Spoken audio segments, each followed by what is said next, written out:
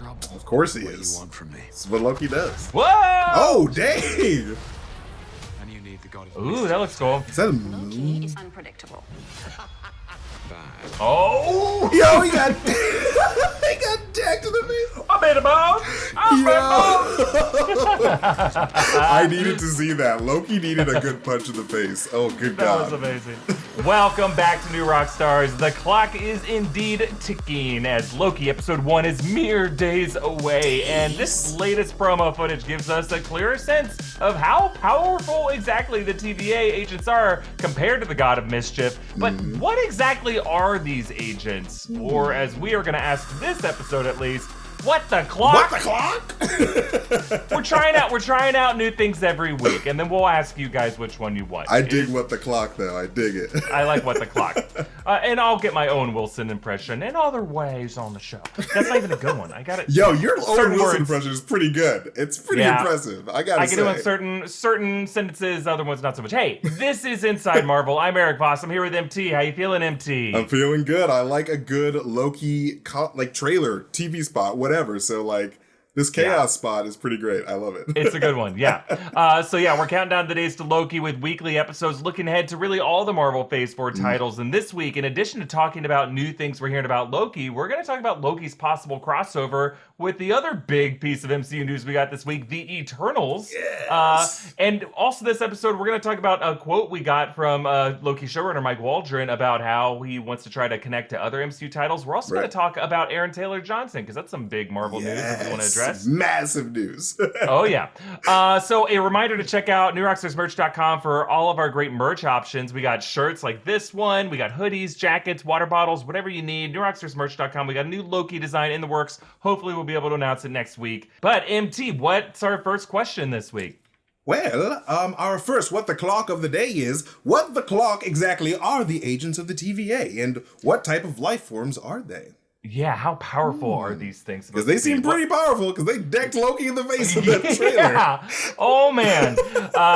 Well, in the Marvel Comics, and you can fact check me on this, NT, the TVA is just mostly depicted as this vast bureaucratic agency whose rules everyone kind of just has to follow. They have a seemingly endless number of chrono monitors, each one for each timeline. They got an infinite army of Minutemen is the name of their cops. They just arrest and detain any violators. They got this hierarchy of judges that decide these cases and enforce them. But I don't know. I don't think you often see these god-level characters waging war against the TVA or like Loki says in this show, to burn this place to the ground. Yeah. Yeah, they mostly are just like, they use the fear of the rule of law to enforce their power as opposed to any kind of physical might or magical ability. Yeah, there's not really a lot of instances where, like, you know, gods like Loki or anybody really interact with the TVA. The TVA are really like this really authoritative authority. Like, the A in the TVA is very strong. So, like, because they exist outside of time and space, it's like, we have, like, a bigger jurisdiction than most other beings that reside inside of the Marvel Universe. So, yeah. Yeah, they aren't any particular known species. They're really just like cogs of the universe, performing a very specific function just to keep everything running on time and to make sure no rules are broken. So yeah, the power isn't in their bodies. It's really in the agency they serve. But it seems like Marvel Studios is doing something a bit different. In this Loki footage, there is a ton of fighting and conflict and fists swung at each other's faces. Wunmi Mosaku decked Loki. 100%. Nasty hook there. Yo, I replayed that like as many times as I could because it's so satisfying. It's so satisfying. It's great to see. And like, we also see in this trailer Loki getting like ricocheted around the TVA viewing room. We also see other characters like Sophia DiMartino's character, maybe Lady Loki, sparring with TVA guards. And then, they use these staff-like weapons that painfully erase people from existence, kind of disintegrating them. Yes. I think that this could actually be like a miniaturized version of the retcon canon of the TVA, which they use to erase people from timelines. So like, it's so cool to see that visual. Yeah, it's this handheld weapon that's pretty cool. And it's pretty visceral, like his scream as he was erased. That scared the shit out of Loki.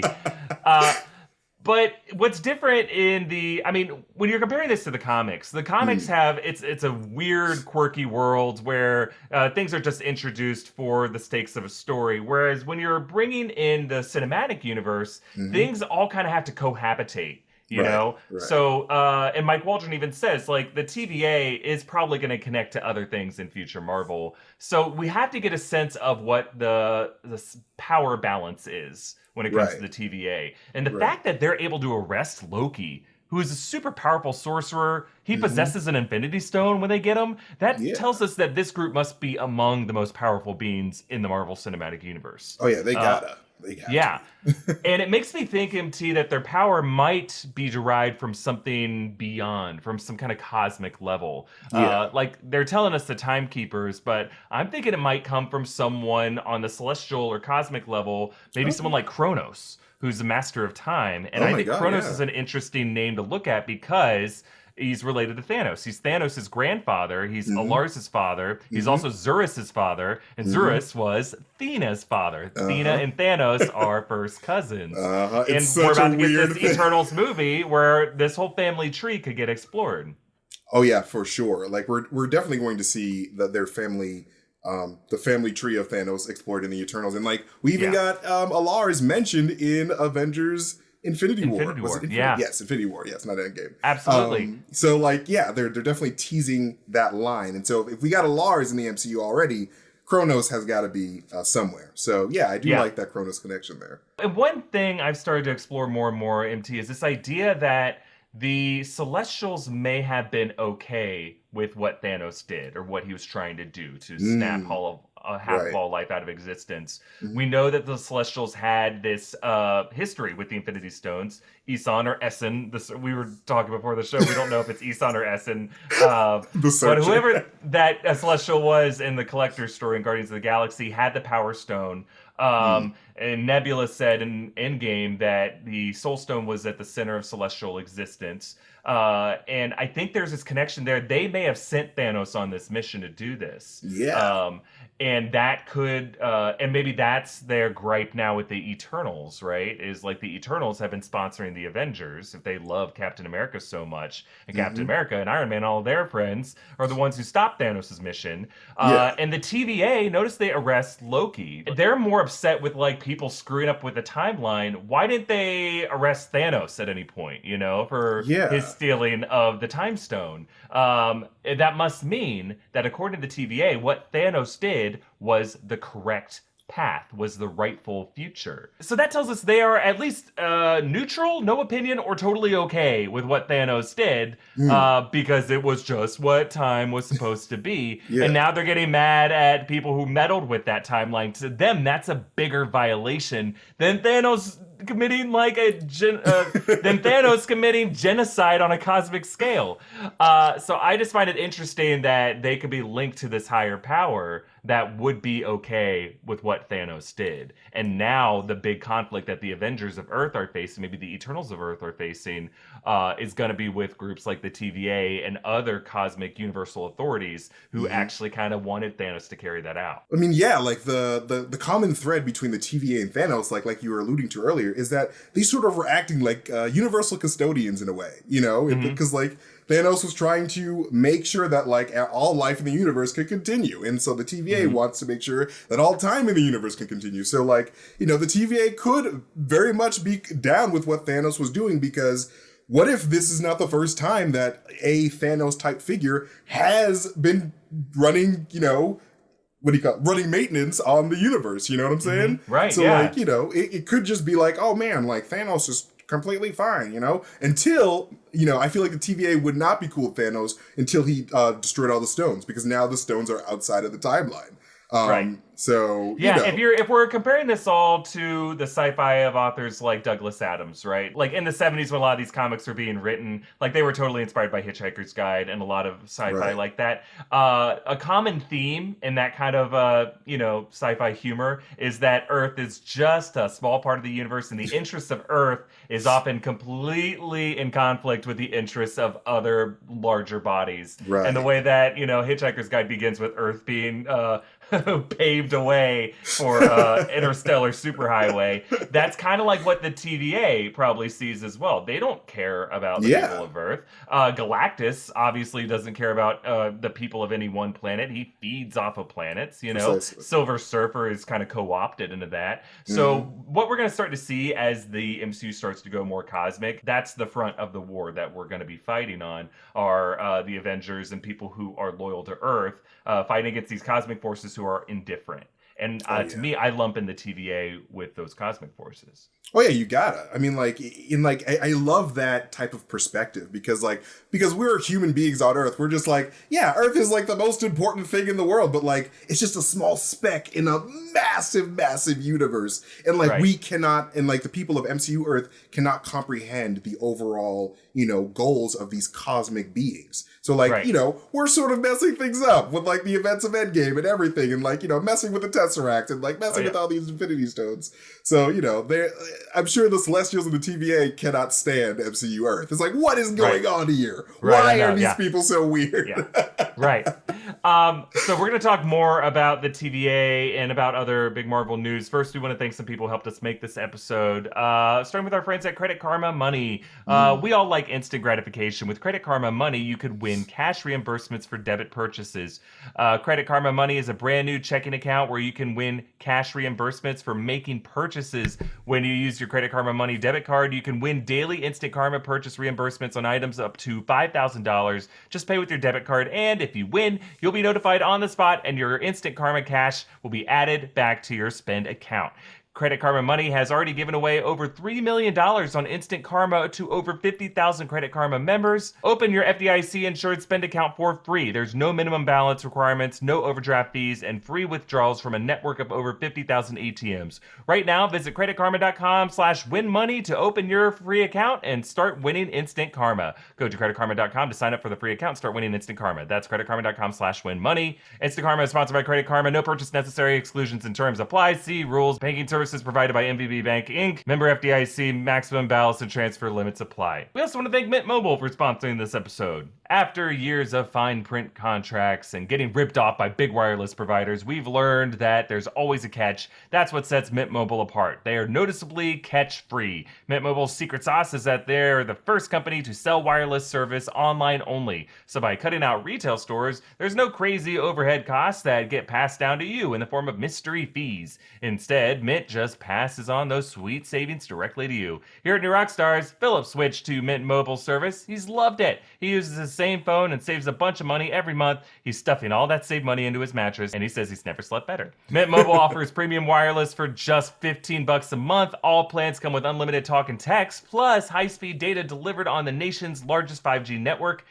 And if you're not 100% satisfied, Mint Mobile has you covered with their 7-day money-back guarantee. To get your new wireless plan for just $15 a month and to get the plan shipped to your door for free, go to mintmobile.com/marvel. That's mintmobile.com/marvel. Cut your wireless bill to $15 a month at mintmobile.com/marvel. We also want to thank Blue Chew for sponsoring this episode. Our friends at Blue Chew have a unique online service that delivers the same active ingredients as Viagra and Cialis, but in chewable form and at a fraction of the cost. Blue Chew is an online prescription service, so no doctor's office or pharmacy trips. It ships right to your door in a discreet package. You sign up at BlueChew.com, consult with one of their licensed medical providers, and once you're approved, you receive your prescription within days. Their licensed medical providers work with you to find the right ingredient and strength. And Blue Chew is chewable, just like it says in the name, which is great news for folks that don't like swallowing pills. So, if you could benefit from extra confidence when it's time to perform, visit BlueChew.com for more details and important safety information. And we've got a special deal for our audience. Try Blue Chew free when you use the promo code InsideMarvel at checkout. Just pay the $5 in shipping. That's BlueChew.com, promo code MARVEL to receive your first month free. And we thank Blue Chew for sponsoring this show. All right, so back to Loki. Yes. There was this interesting line in the promo, MT, where Mobius and Mobius told Loki, like, you brought chaos to our timeline, which is just interesting because the TVA is supposed to oversee all these different timelines. So what is this? What timeline are they attached to? Does that mean he is specifically attached to this timeline? Or is there like a prime timeline in the way that the Marvel Studios is doing it? That's a good question. I think that there is like a prime timeline, and like the timeline that the main universe is set in is the main timeline. Like, and so the timeline that we're in Loki that he branches off to, he sort of makes his own timeline. And I think that from what we learn in Avengers Endgame with the Ancient One, I think that when, you know, a timeline gets branched off, that timeline's basically sort of doomed because there aren't like all 6 Infinity Stones inside of that timeline. So I'm not sure if the TVA especially cares about if, you know, branch timelines sort of get all wrong because like it's that main timeline they're trying to preserve. So like maybe that chaos on that, you know, purple planet is a timeline just going to shit because there isn't all 6 Infinity Stones in it, but who knows? I like that idea a lot. Or that maybe there are 2 Tesseracts in that, or 2 Space Stones in that universe, and it causes the rules of spatial relationships between planets and heavenly bodies to break down and fall apart, and moons crash into their surfaces of the planets they're being the satellite of. That'd be sick. Like, and it's so weird in this promo footage that after Loki gets booked and he's in his detainee jumpsuit, you still see him holding that Tesseract, which like, what does that mean? They don't want the Tesseract to be destroyed, or they don't want the Space Stone to be destroyed. Did they remove the Space Stone from the Tesseract? It's like, there's a lot of mystery of who built that Tesseract around the Space Stone. Exactly. Because the Tesseract was understood to be something different before, you know, people knew that there was an Infinity Stone in it.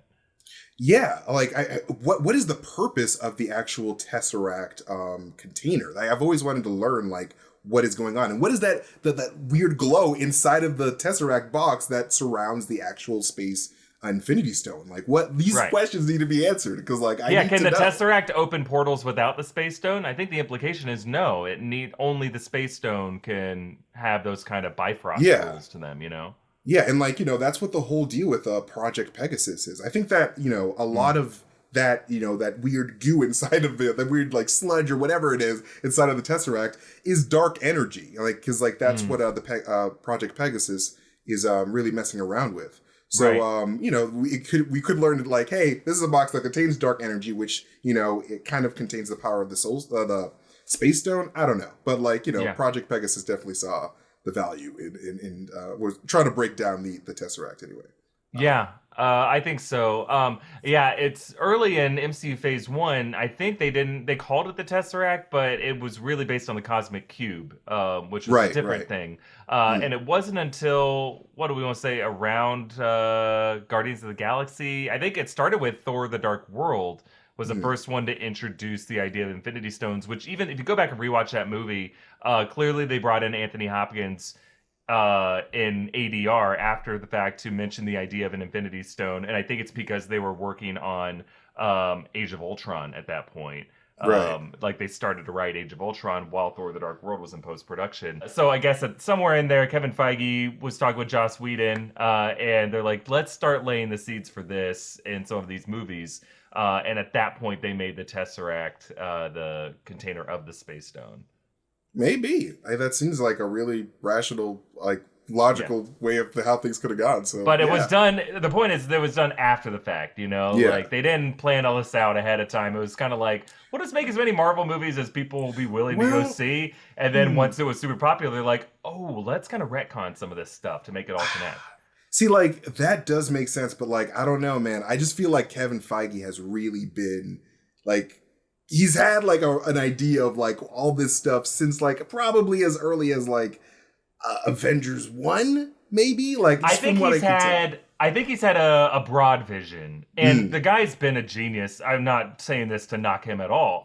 It's just, I don't think he's had a perfect vision of everything, because otherwise they wouldn't have made the stones the color they made them. They would have just matched it with the color from the comics. They wouldn't have put Thanos' gauntlet in Odin's vault, because you could see them make these little jokes afterwards where Helen pushes it over saying fake. This is like, true, yeah. There are all these little details where, I mean, there was even like Mephisto in the paperwork that Nick Fury gave Cap. In the first Avengers movie. So clearly Whedon and his prop team was like, oh, we're going to do the Infinity Gauntlet storyline with Mephisto, you know, who is at Thanos' side. I think there's actually also like a sword reference within that Agent Carter one-shot when she opens up the drawer. It's like, it's sword to shield and all that stuff. I'm like, sword? Has it been around for that long? Wait, time out. I think Selvig mentioned sword at the end of Thor. He's talking about shield and sword, I think. Or you have to listen closely, or it's maybe in the captions. Okay. So, like, has sword really just been in the universe all this time and I just didn't know? I think that's the idea of it. Yeah. Yeah. Impossible. I know everything, Eric. I just don't know things. Just kidding. No, that's ridiculous. But like, yeah, no, I totally understand. And like, I think I remember watching like or reading an interview or something with James Gunn saying that like they changed the color of the Power Stone mid production of Guardians of the Galaxy. Yeah, it's gonna be red. So yeah, so like, you know, you're right. Like things sort of just like, you know, they're figuring things out on the way, sort of. Right. So, yeah, for sure. Now let's talk about Eternals, right? Do you think Loki could cameo in Eternals? Because the Eternals had that that volcano eruption, and a lot of people were like, "Whoa, is that Mount Vesuvius that we saw in the background of the Loki footage?" I'm not so sure about that, but what do you think, MT? I think that it'd be a great way for, you know, to connect the Eternals to the broader MCU, and like, you know, they're going across time the long way, and like Loki's popping through time. So like, I think that that's highly possible. You know, we might even see Eternals in Loki as like a little primer for what's to come, because like that's what these Marvel shows sort of do. It's like, hey, you know, we're sort of like, you know, a nice little spice to the you know, the movie MCU. So yeah, I think that there's some crossover potential there. But what do you think? What you got? Potential for sure. Here's the deal. I want Loki to cameo in everything. And part of me still thinks that dude in the background who kind of looked like Tom Hiddleston in Avengers Endgame when they're in the 70s at Camp Lehigh, there's some dude sitting on a bench. And I know I pointed that in a video before, like, was that Loki in the 70s? Hanging out at Camp Lehigh watching them steal the Tesseract. Great. That'd be so great. If they tie that back in, whoa, oh my God. That wonderful. would be insane. Masterpiece. But yeah, I just think the shape of that volcano in the Eternals trailer just looks different than the shape of the volcano. We don't really know fully what Vesuvius looked like. That was 79 AD. But in the Loki footage, they used footage from Mount St. Helens, which had a kind of a flatter shape to it, whereas this is a bit more pointed. And I think it's more likely that that's some, you know, civilization the Eternals failed to protect or failed to save, and I'm hoping that ends up being Atlantis, and the volcano erupts and it causes the landmass to break off and then sink into the ocean. Oh my God. Something, yeah, like that'd be like a really great way to like tease Namor, because like we're gonna get Namor very soon. He's gotta come. I hope so. And like they gotta cast what's his name? Glenn from The Walking Dead. Steven Yeun. Steven Yeun would be great. Steven Yeun. He'd be great. That guy needs to get in the MCU. Cast him. Oh, for sure. He's please. going to be in the MCU eventually. Like he's too great of an actor. He's amazing. And a really nice guy. He used to perform at the Improv Theater I used to perform at. He'd always have a huge crowd. It would be fun because he would play in one of the back theaters, and he could play on any stage he wanted, but he just had a friend who hosted a show in one of the back theaters, and those were the tiny stages me and my indie teams would put up shows, and it would be like, normally you have like 12 people in the audience. It's just you and the other teams that are performing just watching you. That's it. But there'd be one I had like a 10:30 show, and then I would see like 50 people come out of the theater from the show before, and I'd be like, what the hell is going on? And these are people you never see at the theater before, all younger folks. And then the last one to come out would be, oh, Steven Yeun. Okay. That's why there are 50 people crammed in there. Because you just tweeted just got him that doing power, the show. you know. It's just it's that Yeun magnetism. It's just like they just come to him, you know. Now, actually, I should read this quote exactly from Mike Waldron. He did an interview, I think it was with Total Film, and he said, quote, all of these stories in their own way are interconnected and have ramifications. I think that certainly our aim with the Loki series was for it to have wide-reaching ramifications across the MCU moving forward. So, you know, was I having to clean up some of the messes that I made with Loki? Maybe so. So, yeah, there you go. I think that's, if he said he was just trying to tell his own story, as most of these other people do, like when he asked the showrunners of WandaVision, Falcon Winter Soldier, he's saying, no, I want to connect to as many things as I possibly can, which gets me really excited for this show, which our next question kind of addresses that. Okay, so our next What the Clock of the day is, in this trailer, Loki says a bit of both, something that Wanda chirps in episode 3 of WandaVision, of course. So could Loki join Wanda in spreading chaos in the multiverse of madness, Eric? Yeah, I hope so, right? Like, that seems like the perfect place for Loki to pop up. I mean, both titles, Loki and Multiverse of Madness, are dealing with, like, the fragility of reality, right? And how you screw with the rules of the universe, chaos is going to come from that. And this term chaos coming up in this trailer, it seems synonymous with Multiverse of Madness, right? Right. Oh, yeah, absolutely. And, like, you know, Loki is a god of chaos. He's not the god of chaos, but like he's a god of mischief. And so like, it'd be a great way to, like sort of connect that chaos, that like, concept that Loki is sort of introducing to these different realities to Multiverse of Madness. Like there is definitely some type of connection there, but like, I don't know if Loki will end up connecting to Multiverse of Madness directly, because like, I think that there may just be a difference between timelines, branch timelines, and like actual different universes. Different realities. Because I think that, one universe can have a zillion different timelines, and like each universe might have their own TVA. I don't know. But like, I just think that, all of the timelines that we're going to see in Loki are contained into the one the MCU that we know.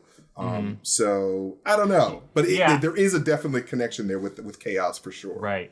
And I'm with you. I'm not certain this means Loki. Obviously, both them saying a bit of both doesn't mean that he's got a cameo in Multiverse I mean, Star-Lord said that too. Right. Yeah. A lot of people say that. But I think just the nature of the characters do lead themselves to be in similar kind of stories for sure. I would say that when it comes to the way Marvel Studios is structuring their multiverse, the fact that Endgame was all about time and timelines leads me to think that timelines are going to be the way they distinguish one reality from the other. And that's only because that they could have done anything to do the logic of Endgame. They didn't have to make it a time travel movie. They could have used magic of branch realities. And I'm just going to an alternate reality and we're pulling it from there. They could have, they didn't have to make it something that had to teach us something about quantum mechanics and the EPR paradox and stuff. That was a choice, and I think that was deliberate by Kevin Feige. He told the writers of that movie, I want time travel to be part of this. I want timelines to be an element of this movie. And they're like, okay, all right, cool. And the reason we bring up Endgame so much is it's not only the most profitable movie like ever for Marvel, it's the fact that like Marvel is obsessed with Endgame. Marvel referenced Endgame in both of their titles since then. It's all about the events of that movie were so game-changing. Every Marvel title since then has been kind of obsessed with it. I assume Black Widow won't be, but it seems like everything else will be. So, yeah, I think since that movie's about timelines, I think the MCU going forward will be kind of about timelines. Yeah, I mean, like, you're totally right. That's the first movie that really introduced the concept of, branching timelines and all that stuff. Yeah. So, like, I definitely... For sure. They Marvel Studios definitely sees the value in Endgame and will keep referencing Endgame and like the ramifications of Endgame moving forward. I mean, we got a whole movie called Quantumania coming out. Yeah, and like that is hardcore leaning on Endgame. So yeah, for sure. It's great.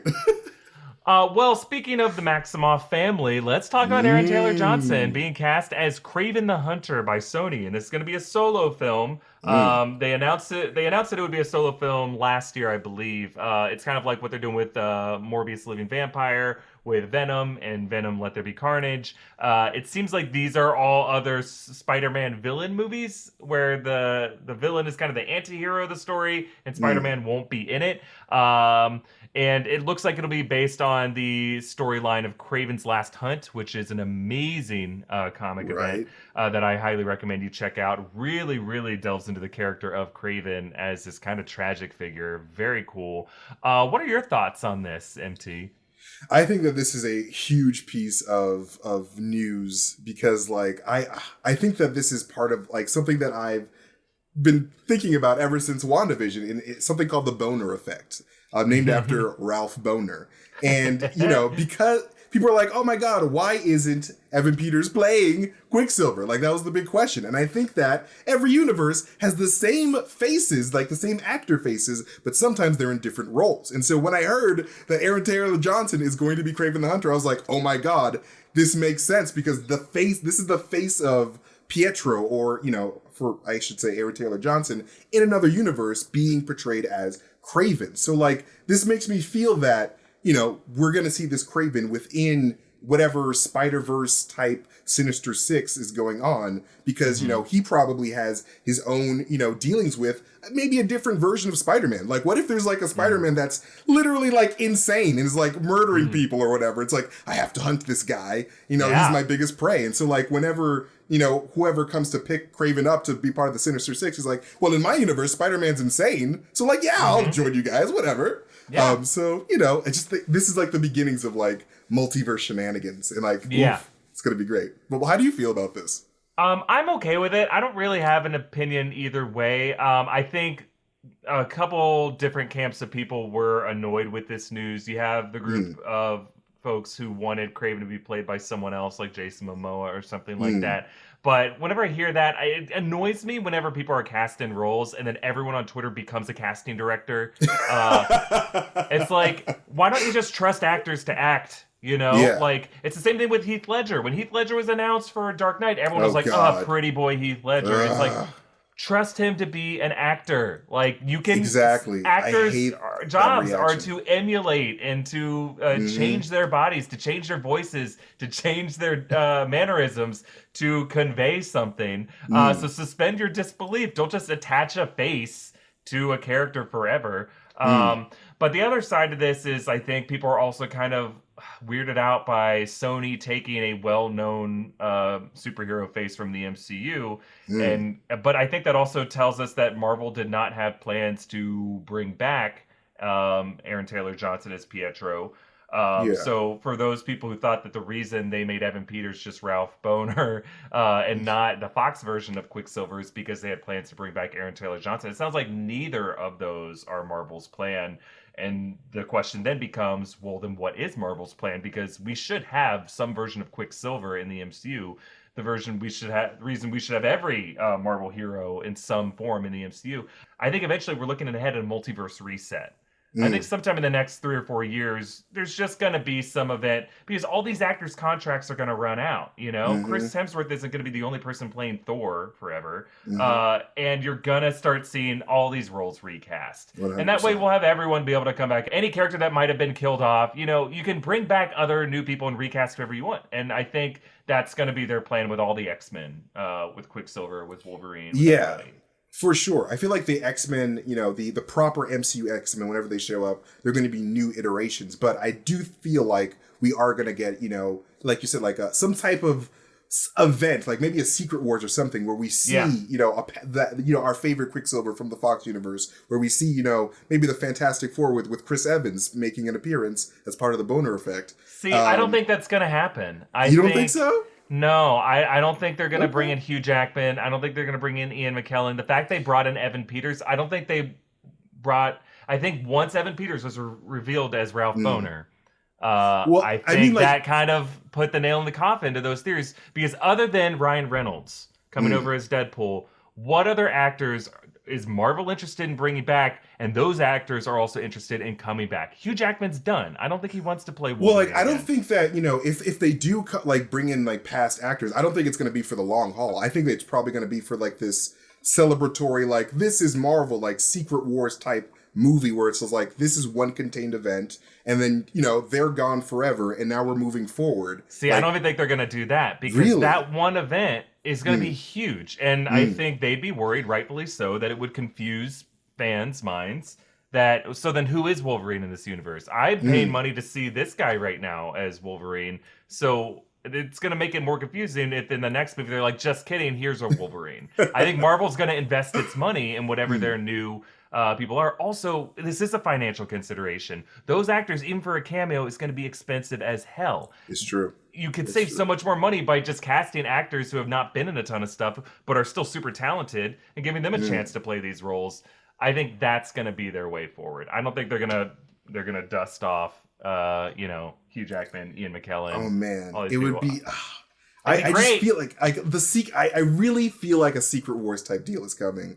Where like, and I agree. I think a Secret Wars type deal is coming too, but it's going to be with new actors playing these characters. I don't think it's going to be with the old actors. It's just not how Hollywood works. Okay, I mean, like, that's very logical though. That's very logical. So like, that's probably, you know, a very likely route that they'll take. But like, man, I just feel like there's a lot of money to be made within this huge multiverse clash thing, but I don't know.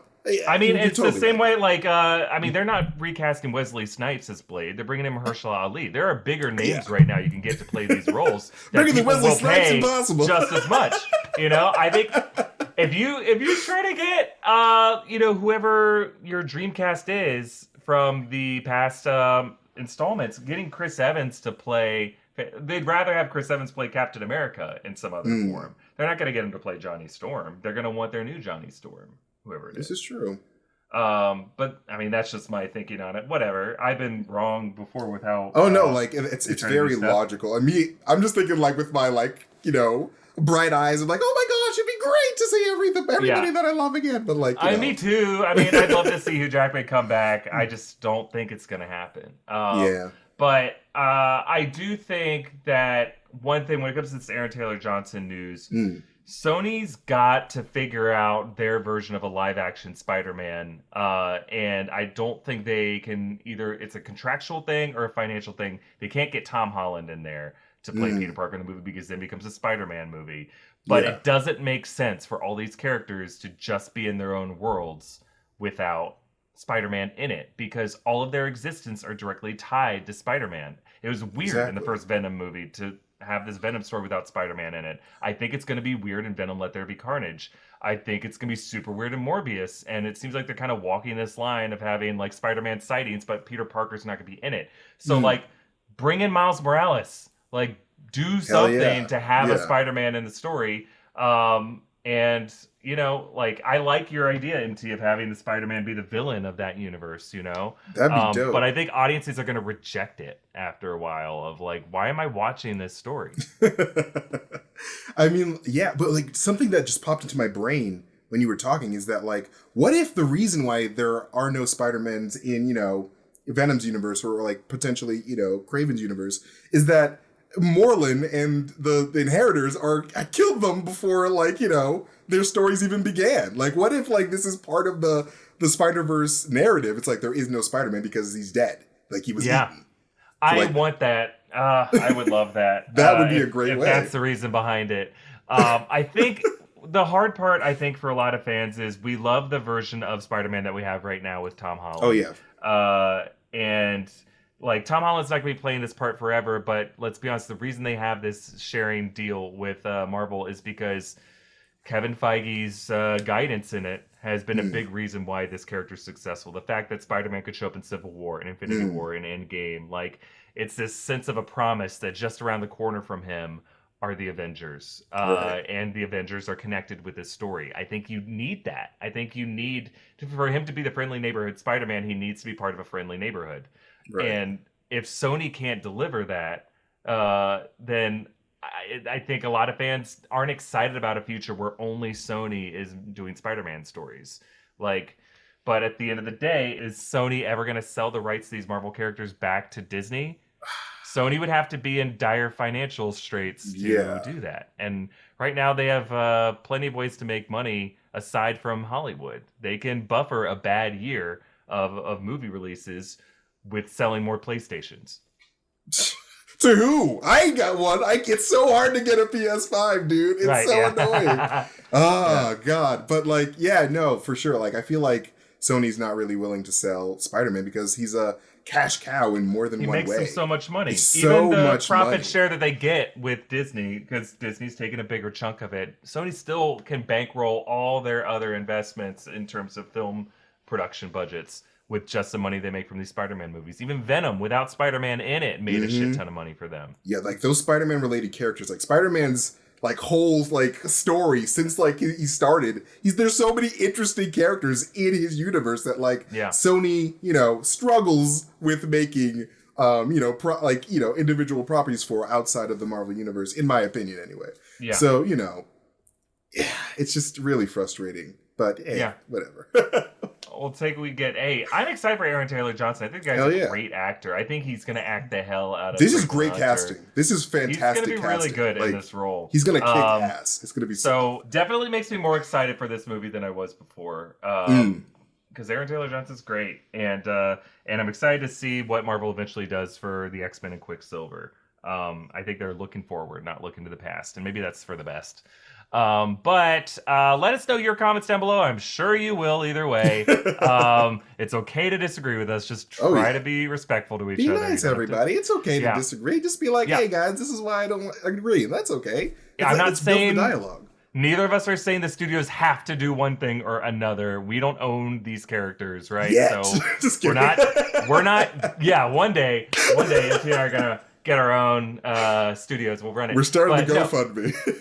Yeah, but in the meantime, we're not going to gatekeep and say that the studios have to do one thing over another, right?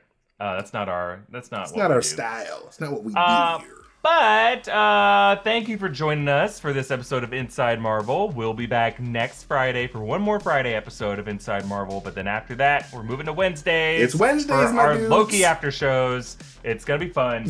So follow MT at Mastertainment. Follow me at EA Voss. Follow New Rockstars and subscribe to Inside Marvel wherever you get your podcast. Subscribe to New Rockstars here on YouTube. Thanks for watching. Bye. Bye.